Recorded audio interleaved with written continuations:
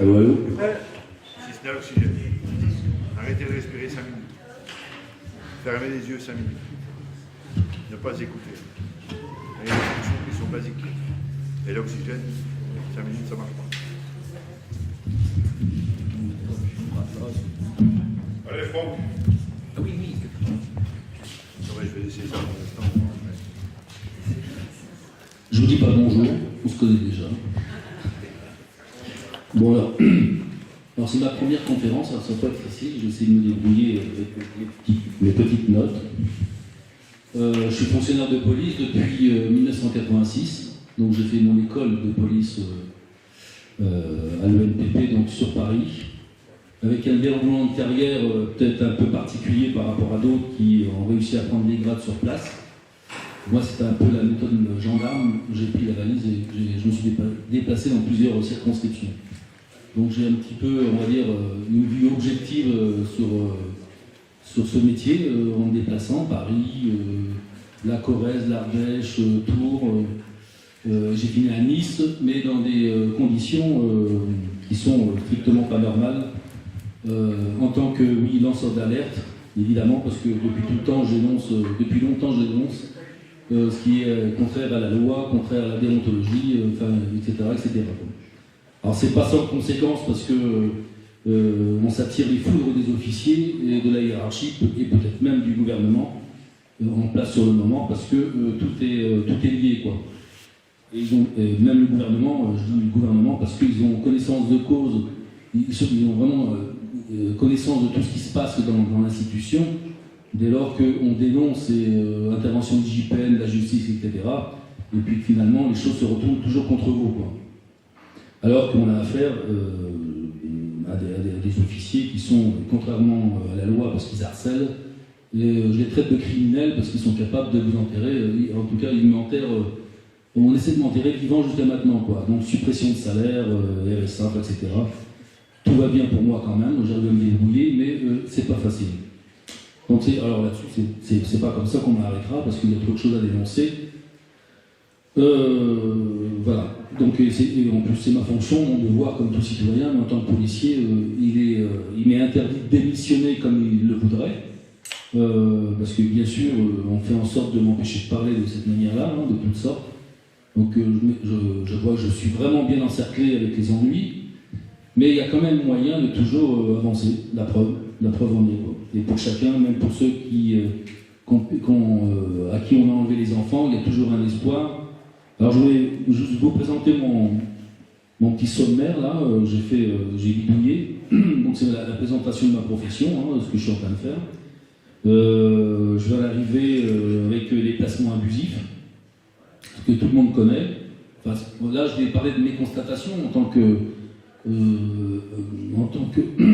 policier, peu pour les placements abusifs. On va dire que c'est plutôt une expérience personnelle en tant que policier, de parents, parce qu'on s'attaquait à moi aussi, on s'attaquait à mon fils pour arriver à me détruire comme on le fait pour vous, quoi. Ensuite, donc c'est mes observations sur le dossier de Sandrine Avanto. Je m'occupe depuis 2 ans de son dossier, savoir qu'elle a été mise en examen, contrôle judiciaire, il y a une constitution partie civile pour ce qu'on a fait à sa fille, et puis il y a le côté familial, juge d'enfants, etc. Donc j'ai beaucoup appris, évidemment, parce que avant je ne connaissais pas la matière. Même en tant que policier, on ne se rapproche pas des juges d'instruction comme je l'ai fait, quoi. Donc déjà dans mon affaire personnelle, j'ai traité 2 dossiers en instruction, donc j'ai commencé à me spécialiser, entre guillemets, et avec Sandrine, j'ai continué dans ce domaine-là, et ça marche très bien.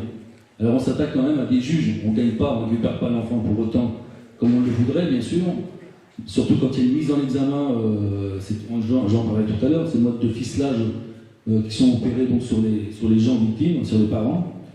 Donc ensuite, je vais parler des conséquences de ces placements, que vous connaissez, mais je parle vraiment de mes observations, des fois que ça pourrait apporter quelque chose.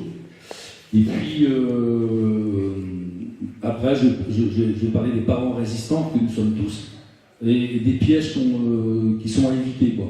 Ou comment être un peu plus costaud face à tout ça, quoi. Donc je parlerai de la mise en examen avec son contrôle judiciaire. Alors, il y a des petites choses, des articles à savoir, est-ce qu'on peut faire contre ça aussi, enfin en tout cas avec notre expérience avec Sandrine, comment résister à une mise en examen et surtout au contrôle judiciaire, et la psychiatrie, etc. quoi. Et il y a moyen, on a fait l'expérience. Ensuite, donc j'ai parlé de l'internement sans consentement. Ça fait partie de la vie de Sandrine. Donc j'ai tout épluché récemment. Donc quand on dit ça, j'en ai fait des écrits, effectivement c'est plus qu'horrible, parce que quand on s'attaque à une personne comme ça aussi longtemps, et on le fait à pas mal de personnes, on est là pour la détruire et finalement la tuer, quoi. Et puis j'en arriverai à des solutions, hein, c'est pour garder l'espoir de ce qu'on fait. Il y a forcément des solutions, même face à un système, enfin, c'est ce que je vois. Je suis très étonné de voir qu'il y a certaines clés dont personne ne parle, même certains juristes, les avocats, c'est évident. Je pense que j'en fais une conclusion quand même, c'est qu'on cache tout, quoi. Entre les juges, c'est évident, les avocats, c'est presque évident, mais il y a des gens qui se disent juristes ou des groupes qui travaillent dans le bon sens apparemment, mais je découvre des choses dans le droit, ou dans le droit civil, où finalement il y a quand même des choses à faire qu'on ne fait pas, quoi. Alors les parents en général s'y appliquent pas évidemment parce qu'il faut pouvoir rentrer dans ce juridique. Et voilà, donc j'ai l'impression, alors c'est en toute modestie bien sûr, j'ai l'impression d'avoir trouvé quelques clés. Et si jamais il n'y a pas de souci, vous me posez des questions ou vous me contredisez si je suis à côté de la plaque.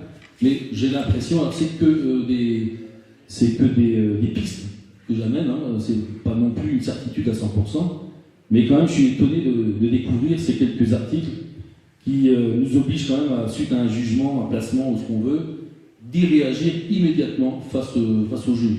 Et ce qui n'est pas fait. Ce que je constate autour de moi, ce que j'ai pas fait avec Sandrine à l'époque, il y a 1 an. Pourquoi? Parce que je ne connaissais pas non plus. Et alors, on va dire depuis 6 mois, je découvre quelques modes opératoires pour contrer ces fameux jugements qui sont complètement illicites, quoi. J'aborderai, oui, comme tu as dit Christophe, l'histoire des exceptions d'unité, dont j'ai fait l'expérience comme le fait Emmanuel, et qui, pour moi, ne sont pas fructueuses, mais après, on a le code de procédure civile qui parle de ces exceptions d'unité. Donc là aussi, réagir immédiatement pour anéantir ces fameux jugements faits illégalement, déjà d'une part, mais après, vous avez plein de choses à retirer en vice de procédure, vice de forme, vice de fond, etc. Donc pour vraiment annuler ces jugements. Et il y a un moyen de le faire. Donc dans tout ça, je pense qu'on passe à côté de certaines choses. C'est presque une certitude pour moi. Alors on ne peut pas non plus aller chercher les instances les plus hautes pour n'ayant pas fait aussi ce qu'il faut faire à la base. Enfin, c'est comme ça que je le vois. Hein. Donc ça c'est personnel, mais je pense qu'il faut d'abord appliquer le droit français. Ça n'empêche pas d'y inclure du droit européen, international, ce qu'on veut. Mais déjà, nous, en tant que citoyens, on est complètement... on est dupés, je crois, dans la méconnaissance, et on passe à côté de certaines, j'appelle ça des clés. Donc ce sera à essayer. Entre nous, on peut travailler, etc. quoi. Donc, voilà. Pour finir, j'ai quand même une proposition à faire dont je parle à certaines personnes depuis 3 jours. C'est des solutions un peu de flics, mais il faudrait monter des équipes simplement pour intervenir physiquement. Et ça, c'est par expérience aussi. Je pense que si on veut faire reculer les juges, avec leurs conneries, hein, tout simplement, il faut s'imposer physiquement. Enfin, quand je dis physiquement, je ne parle pas de descendre avec les fourches, c'est pas ça, c'est d'arriver avec des actes légaux et les bonnes personnes, c'est-à-dire un avocat, un huissier, etc., et un flic, et minimum, et montrer ce qu'il faut montrer aux juges en premier lieu, puis voire même intervenir là où il faut pour récupérer les enfants, quoi, ou les empêcher de rentrer. Voilà. Donc moi je pense que j'ai de l'espoir parce que je le sens depuis 6 mois, je me dis qu'il y a moyen, dans ma position, je vois la réaction aussi de certains juges dans l'histoire de Sandrine à Clermont-Ferrand, je pense qu'il y a moyen, je suis tout seul jusqu'à maintenant, avec quelques personnes groupes juridiques, groupes intervenants avec des acteurs comme un avocat, un huissier, c'est de pouvoir faire quelque chose. Ou tout au moins essayer. Voilà. Si on n'essaye pas, on peut parler longtemps, comme on le fait. On parle beaucoup sur les réseaux sociaux. Là pour moi, d'ailleurs je vous remercie tous d'ailleurs de m'inclure dans votre groupe parce que je suis un flic quand même. Donc, et oui, donc, et puis le caribou, je vois plus, mais je le remercie infiniment de m'avoir capté aussi. Parce que je pense que j'ai peut-être une position qui peut rapporter. Mon fils, il a vécu l'enfer aussi, et moi avec, mais il a plus de 18 ans, donc je m'occupe des autres, comme je peux. Déjà, Sandrine, c'est un gros morceau. Mais si je peux apporter autre chose entre nous, et même d'intervenir, comme je viens de vous le dire, alors là, ce serait super, quoi. Voilà. Voilà. Donc je reviens à la première page. Et j'ai presque tout dit, en fait.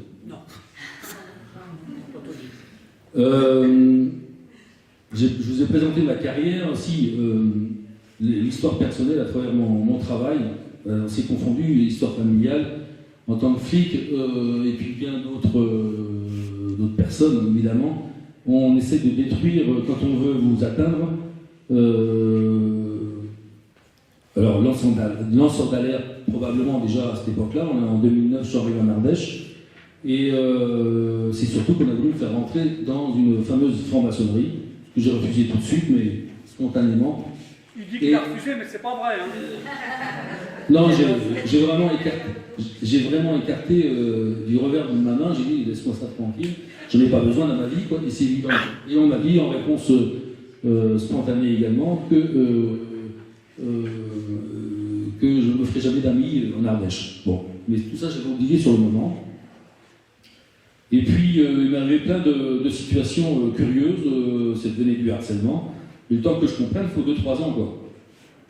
Mais dans le harcèlement, de genre, là, j'ai compris aussi que dans ces années où on vous harcèle vraiment, et qu'on finit par s'attaquer à votre enfant, bon, il y avait 8 ans et demi, on peut parler de complot, si vous voulez, enfin, de mise en scène pour arriver à salir mon fils comme ils l'ont fait, et forcément de l'atteindre, et même en perdre la garde éventuellement, etc., ou me faire partir, quoi.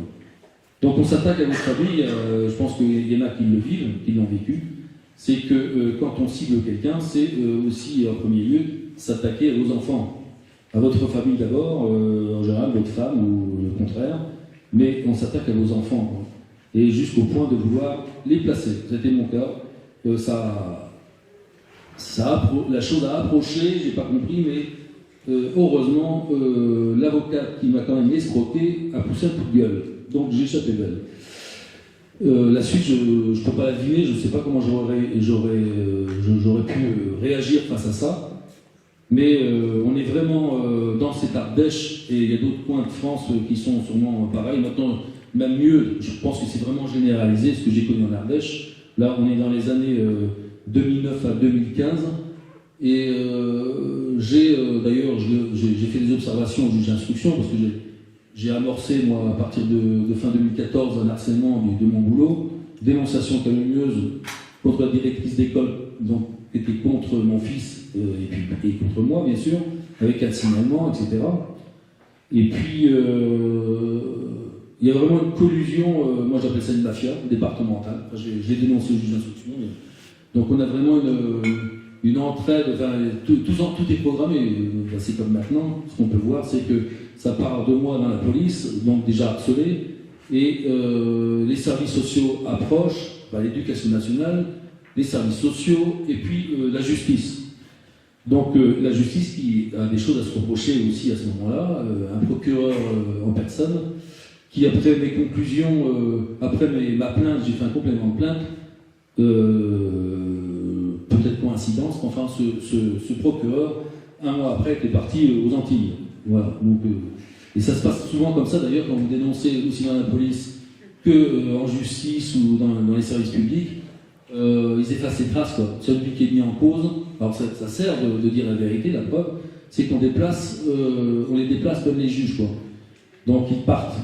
Alors, je vois l'exemple pour Sandrine, pareil, il y a 2 juges d'instruction qui ont été déplacés. Il y a eu des actions faites un peu plus dur de notre part, l'inscription de faux huissier qui a déposé une sommation interpellative sur le bureau de la juge des enfants à Clermont-Ferrand. Donc ça ébranle quand même le système, donc tout seul, quoi, à deux. Donc je pense que si on se réunit vraiment, c'est là qu'il faut garder de l'espoir, on va retrouver les enfants. C'est comme ça que je pense vraiment agir par cette force-là, quoi, avant tout. Alors oui, je parlais, je regarde mon programme, la collusion entre des institutions contre les parents, c'est évident. On a toutes les administrations qui sont en parfaite cohésion pour abattre les parents. Placer les enfants, ce que vous voulez, enfin bon, et c'est vraiment une persécution. Parce qu'on on est toujours dans le droit, discuter entre nous, avec eux, et on est dans la persécution, tout simplement, quoi. Ça n'existe pas en droit, quoi. On ne peut pas tricoter là-dessus, on devrait normalement, humainement et sauvagement, réagir autrement, quoi. Alors on ne le fait pas, on est quand même civilisé, mais on ne peut pas enlever les enfants comme ils le font, quoi. Il faut que ça s'arrête. Les placements abusifs, voilà, j'y arrive. Donc, il y a on reçoit des ordonnances, des jugements en faux. Alors, vous le connaissez, tout ça, c'est les absences du contradictoire, les délégations de l'autorité judiciaire à l'ASE. Tout ce que je vous dis, c'est interdit, bien sûr, dans le code de procédure civile. Hein, alors, les codes, c'est de 82 à 96, je crois, et plus. Donc, on est dans le code de procédure civile, où, en fait, c'est des violations de droit, tout simplement, quoi. L'absence de certaines conformités dans les jugements, hein, on les voit tout de suite, hein, pas de signature, pas d'avis parquet, pas de... alors je vais en venir après, il manque quelque chose que vous allez peut-être découvrir, j'ai découvert il n'y a pas longtemps. Donc ça c'est important. Sinon, et aussi l'ASE, dans ces placements abusifs, on sent vraiment, on constate qu'on veut avoir un contrôle absolu sur l'éducation de vos propres enfants, quoi. Et ça ne peut pas le faire, évidemment, quoi. C'est insupportable, bien évidemment. Ça veut dire que nous, en tant que parents, on ne devient plus rien du tout, quoi. Voilà. Les conséquences de ces placements, en général, il y a peut-être des plus favorisés, il y en a d'autres moins, je ne sais pas. Mais en tout cas, là aussi, des constats, c'est qu'on se retrouve avec des visites médiatisées, avec des visites au compte-gouttes. C'est complètement insupportable. 1 heure par mois, c'est comme s'il n'y avait rien presque. Ou 2 heures, allez, je suis gentil, c'était 2 heures pour s'enlever au début. Ils ont réduit, on ne sait pas pourquoi, à 1 heure. Ça fait plaisir. Donc, c'est pas admissible, évidemment, quoi. Là-dessus, ça mérite une révolution aussi, quoi. Alors, le constat, c'est qu'on va vers des coupures de liens que des parents connaissent. Hein, c'est pas des coupures, quand je dis des coupures de liens, c'est par sanction, moindre prétexte, une vidéo, on sanctionne, un juge des enfants sanctionne donc le parent, et on coupe les liens. Quand je dis qu'on coupe les liens, c'est qu'on coupe toute correspondance, toute communication, c'est-à-dire que déjà c'était au compte-gouttes pour les visites médiatisées, mais on se retrouve avec plus rien, plus de contact, c'est-à-dire que l'enfant a disparu, tout simplement. L'objectif de l'ASE, c'est évidemment d'emmener l'enfant vers une adoption. Alors, on ne sait même plus ce qui se passe, les années passent, et voilà. Donc c'est la révolution pour ça aussi, ça vaut le coup. Voilà, donc, alors on va savoir quand même que on a un principe, c'est du lien parental. Le lien parental est inaliénable, donc on ne peut pas le défaire. Ça, c'est on monte jusqu'à la Cour européenne, droit international. Effectivement, on ne peut pas couper les liens entre parents et enfants, quoi qu'il se passe. Hein, même s'il y a besoin d'aide pour certains, peut-être, mais non, voilà. Alors, en droit, certains ne le connaissent pas, j'ai remarqué, on en discute.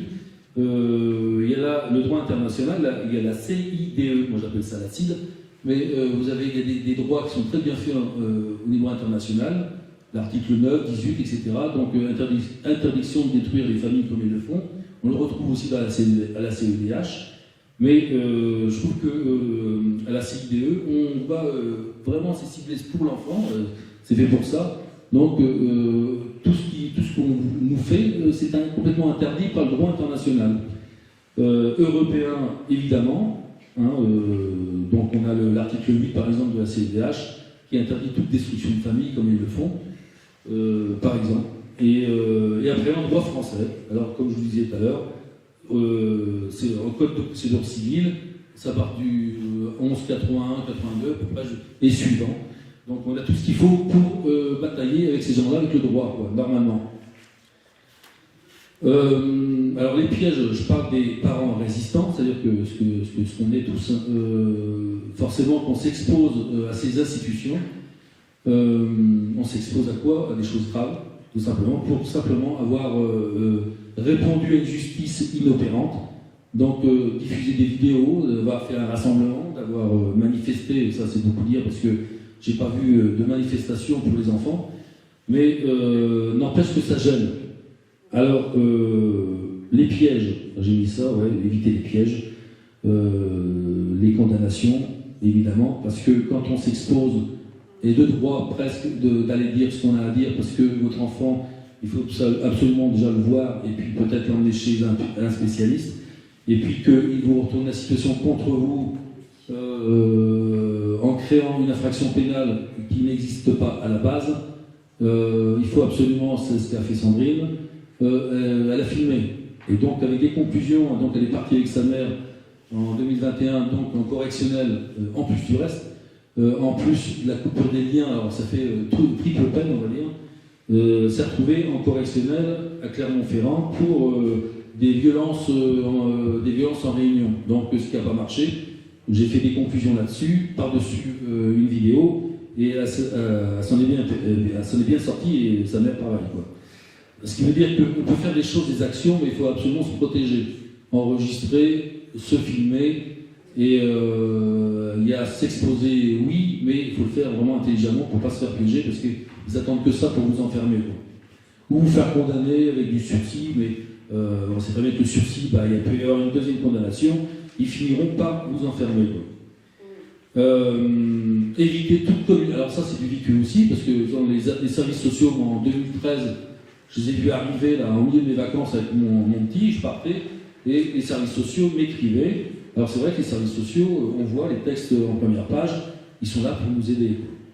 Ils sont là pour nous aider. Sauf que, franchement, moi, flic, au milieu d'une bourgade de 13 000 habitants, on était 50 flics ou 60, là franchement j'ai passé un très mauvais été, quoi, parce que j'ai senti ce qui m'arrivait. Par la suite, j'ai vu, mais les services sociaux arrivent, ils arrivaient, c'était au milieu des vacances, alors moi j'ai donné un coup de fil pour dire je ne peux pas vous recevoir, je pars en vacances, donc on verra au mois d'octobre.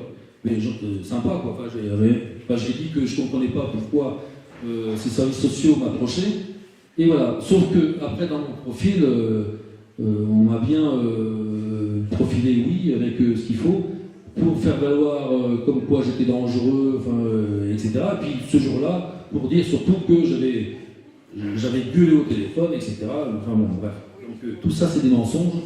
Et pour tout le monde, il faut éviter de parler, de répondre au téléphone. Ça s'est répété pour moi en 2019, parce que j'ai eu 3 vagues comme ça contre moi et mon fils, et à Nice aussi, puis après même à Poitiers, où je me suis réfugié chez moi pour finalement recommencer la même, sauf que la 3e fois, j'ai dit je ne réagirai à plus rien du tout. Donc pas d'expertise psychiatrique, pas d'investigation judiciaire à partir de la maison, et plus rien. Et voilà. Donc il faut éviter. Alors j'ai répondu à plus rien du tout, c'est-à-dire que si vous répondez au moindre coup de fil que j'ai reçu, par messagerie, des services sociaux, de tout le monde, c'est foutu parce qu'ils peuvent tout inventer derrière. Il ne faut absolument pas répondre, il faut écrire. Alors écrire c'est très bien, c'est-à-dire que ça vous fait déjà pour vos dossiers de la matière, parce que s'il n'y a rien, vous ne pouvez pas vous défendre, mais au moins vous montrer que, il faut rester correct évidemment, etc. Mais que par écrit, c'est clair. Sinon on se fait piéger. Donc c'est facile de dire, d'envenimer, de transformer ce qu'on a dit, d'un moindre coup de fil, et après, ça y est, ils montent leur dossier, par contre. Ils font des rapports. Ce que je reproche d'ailleurs par rapport à la police ou la gendarmerie, c'est qu'au moins, même s'il y a des fautes faits, vous signez en bas de votre page les auditions, etc. Eux font tout ce qu'ils veulent et vous n'avez même pas connaissance. Donc, c'est un monde extrêmement dangereux, évidemment, et tout le monde suit. Alors on peut tout dire sur vous, jusqu'à vous enfermer, vous interner, enfin, etc. Enfin, donc c'est grave.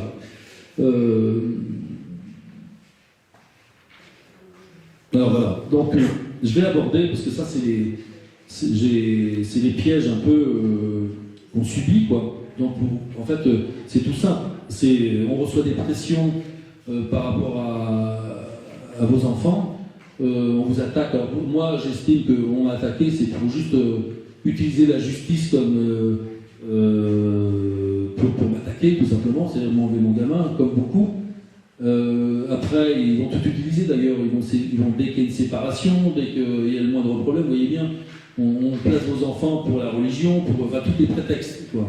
Moi, c'était vraiment ciblé, je crois, par rapport à ma fonction.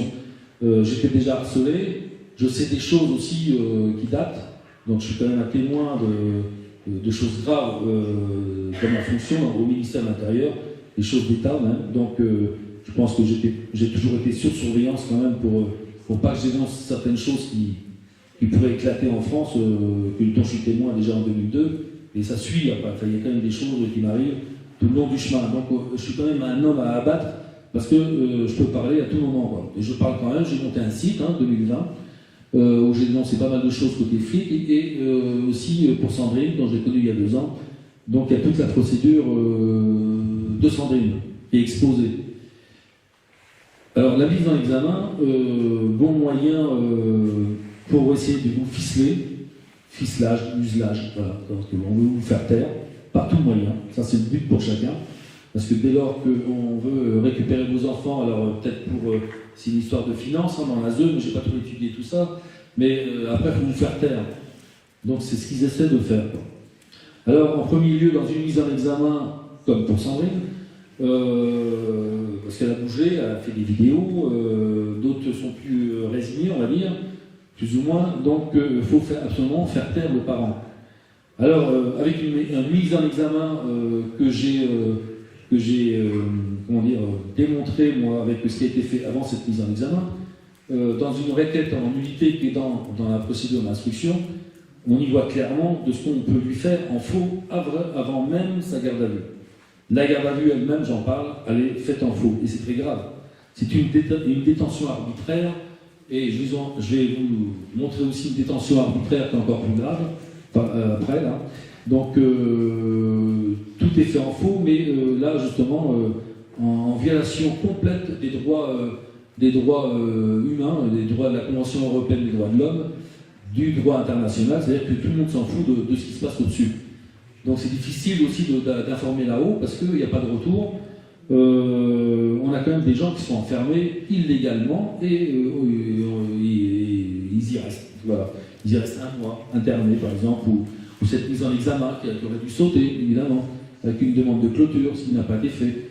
Au bout de 2 ans, enfin, tout est permis de la part de ces juges aussi, quoi.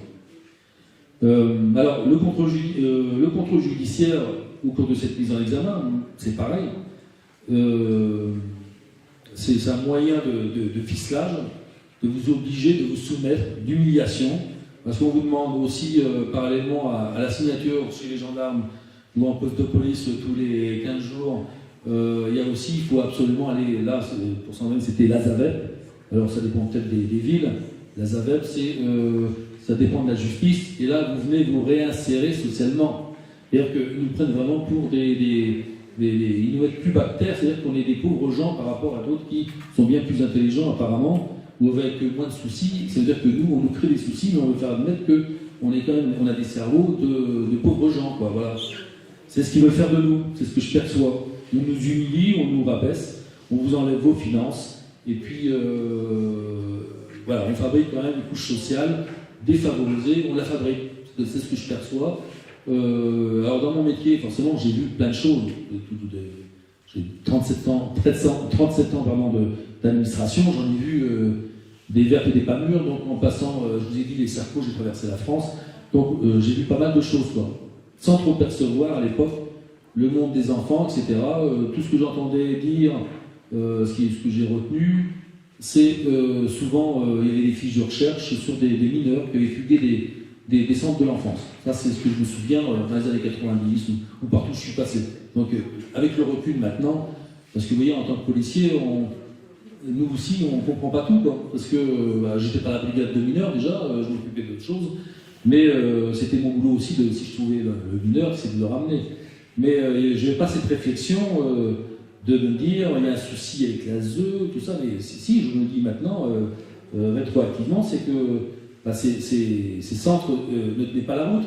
Comment voulez-vous mettre à l'abri des jeunes pour mieux les éduquer, soi-disant, ou si vous voulez, ou les mettre en sécurité, puisqu'ils fuguaient tous les soirs. Et ça tombait tous les soirs. L'éducateur arrivait, oui, mais il y avait une banalisation, je sais où j'étais, à Tours peut-être, où en fait, oui, encore un qui s'est sauvé, mais il n'y avait rien d'alarmant. Voilà, c'est ce que je me rappelle, c'est tout. Voilà. Donc c'est quand même grave dans notre société, quoi. Et pour nos enfants, bien sûr. Oui,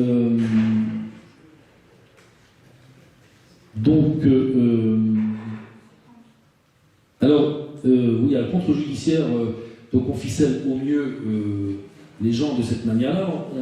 On leur interdit de sortir du pays. Donc là, on est dans une atteinte à de la liberté d'aller et venir dans les citoyens en faisant ça. Il ne faut pas oublier qu'il y a quand même une présomption d'innocence en tant que mis en examen. Donc un contre-judiciaire qui vient tout vous interdire. Sandrine a été interdite d'aller sur la commune où est sa fille placée. Donc c'est une commune entière, ça veut dire qu'on ne peut plus s'approcher de cette commune. Donc c'est quand même une atteinte grave à la liberté des individus pour une mise en examen et surtout avec des infractions qui ont changé en cours de garde à vue, et ça, je veux dire, c'est interdit. On ne change pas, parce qu'il y a un magistrat qui est averti, c'est même lui qui donne les instructions pour pouvoir interpeller la personne.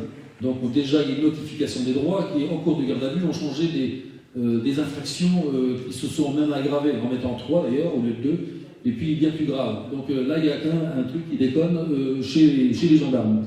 Aussi, parce qu'ils sont au PJ, ils connaissent leur boulot, mais c'est un magistrat de Clermont-Ferrand qui donne les ordres, et ça suit.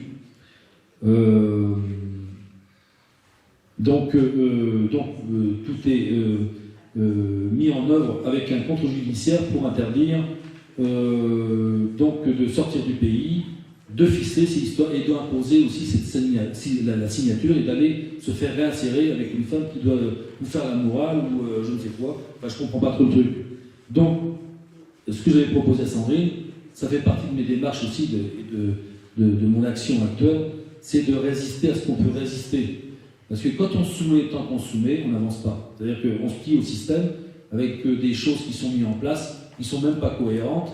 Comme pour l'expertise psychiatrique, c'est la même chose. C'est 2 moyens de contrôle de la personne mise en examen, la personne ciblée en tout cas, et histoire de la contrôler, de faire du faux aussi, de cumuler des dossiers. Je parle d'expertise psychiatrique parce qu'on le vit dans la police. J'en connais un, c'est Alain Devigne par exemple, qui est à Grenoble, qui a dénoncé des choses graves aussi là, qui datent. Mais donc il y a eu pas mal de vidéos faites sur Alain Devigne où il dénonce l'histoire de meurtre par des policiers, etc. Enfin voilà, tout est politique. Et voilà, sauf que lui, on lui a fait peut-être une douzaine d'expertises psychiatriques. Il s'est retrouvé carrément réformé médicalement et puis éjecté. Alors moi, on a voulu me le faire une fois en 2013, un coup de gueule dans un bureau parce que franchement, je suis un homme, je ne suis pas une machine. À force de me harceler, j'ai poussé un coup de gueule après mes officiers. Et puis, direction, donc, alors là, c'est désarmement, alors je suis gradé, peu importe, mais en même temps, c'est une humiliation. Ils ont fait que ça, quoi. Je veux dire, pour un truc qui était dit, hop, on vient me chercher, entre les officiers, et puis désarmement, enfin, ça fait partie du harcèlement, quoi. Hein. Donc, j'ai jamais tué personne, donc j'ai jamais agressé les gens avec mon arme.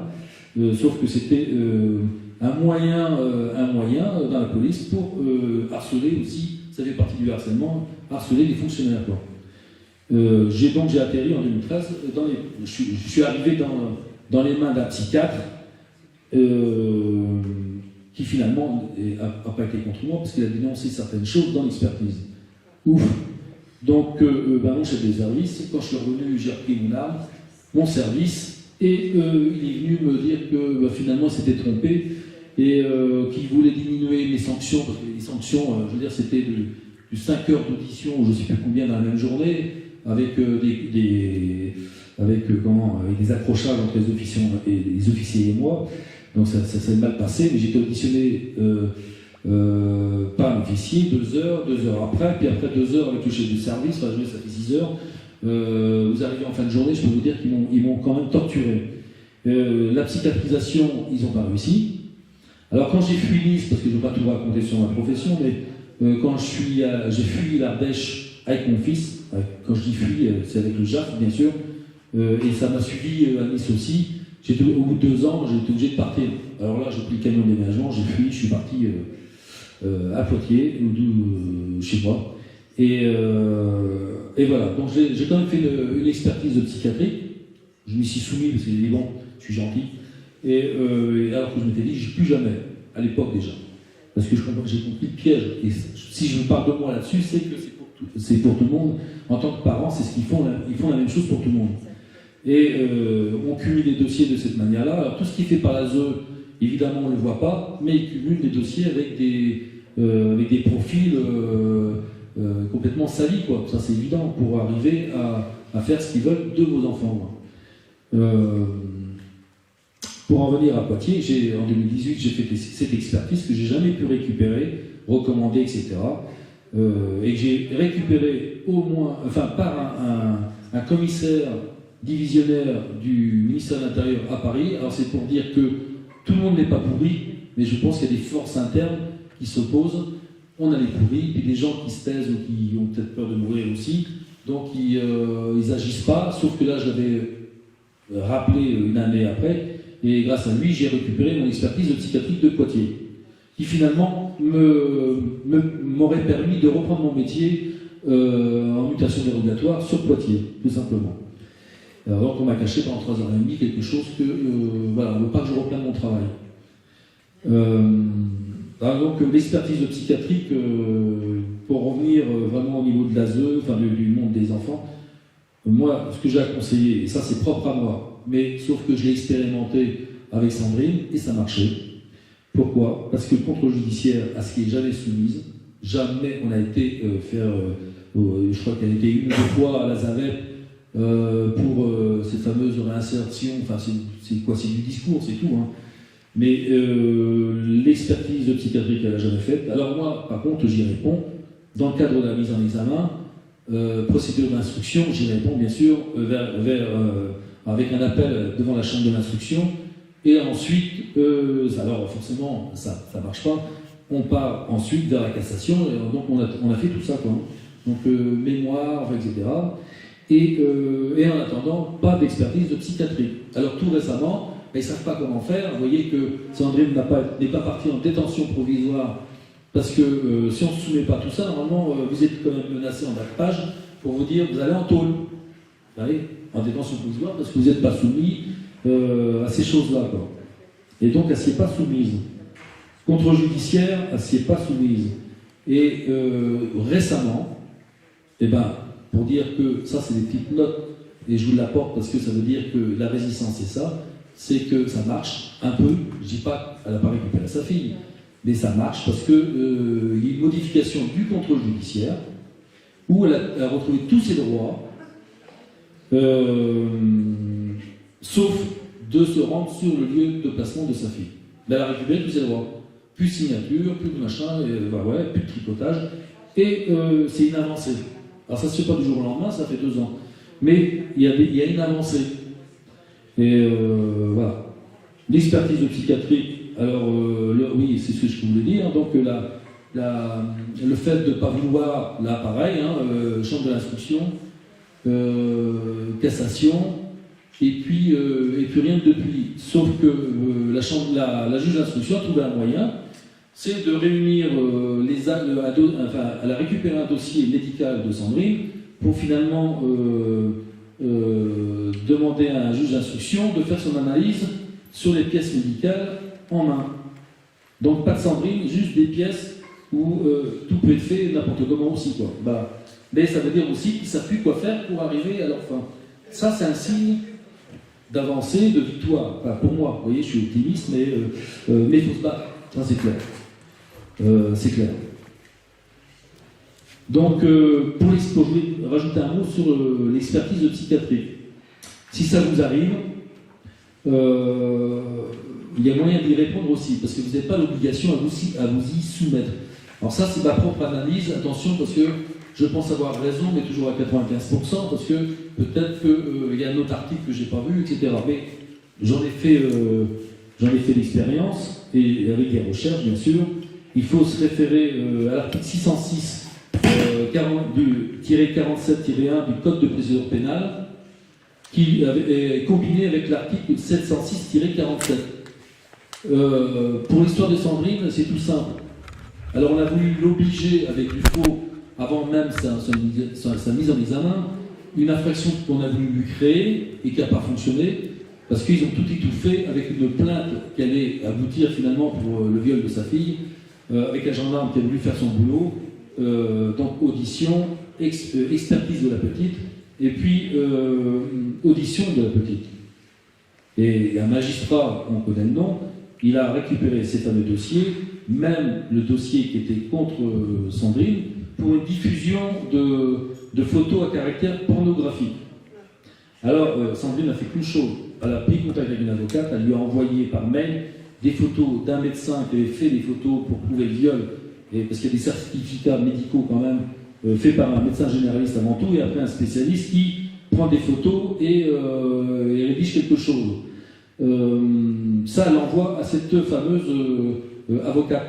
L'avocate, donc, elle a forcément qui fait partie du milieu de Clermont-Ferrand, donc a fait un signalement de diffusion de photos à caractère pornographique de la part de Sandrine. Oui, l'avocate, ouais. Donc, pour signaler ce que fait Sandrine, il est adressé au procureur. Le procureur, qu'est-ce qu'il fait? Donc, il actionne, crée une procédure, et Sandrine a été auditionnée là-dessus. Mais alors, comme le substitut du procureur, ou son adjoint, a récupéré l'histoire de la plainte qui mettait en danger ce beau monde, et en même temps, il y avait cette fameuse procédure montée à partir de l'avocate, tout a été étouffé, quoi. Mais c'est quand même resté dans leur mémoire parce qu'en cours de la mise en examen, oblige Sandrine, auquel on a résisté par les procédures d'instruction, une expertise de psychiatrique qui, alors j'en viens au fait, ne peut se faire obligatoirement que dans le cas de 15 infractions. Alors ce qui se rapproche de son cas, c'est cette diffusion de photos à caractère pornographique. On veut l'obliger à avoir une expertise de psychiatrie. Alors je vous le dis, si de tête vous regarderez ou vous notez, on est dans le 706-47-1 du Code de procédure pénale, combiné avec le 706-47, qui relate toutes les infractions qui permettent de pouvoir faire obligatoirement une expertise de psychiatrie. Et rien d'autre. Moi, j'ai rien trouvé d'autre. Alors, là, concernant, c'est la linéa 11. Vous voyez, voilà, je voulais au moins vous le signaler. Chacun fait ce qu'il veut, mais c'est intéressant à savoir quand même.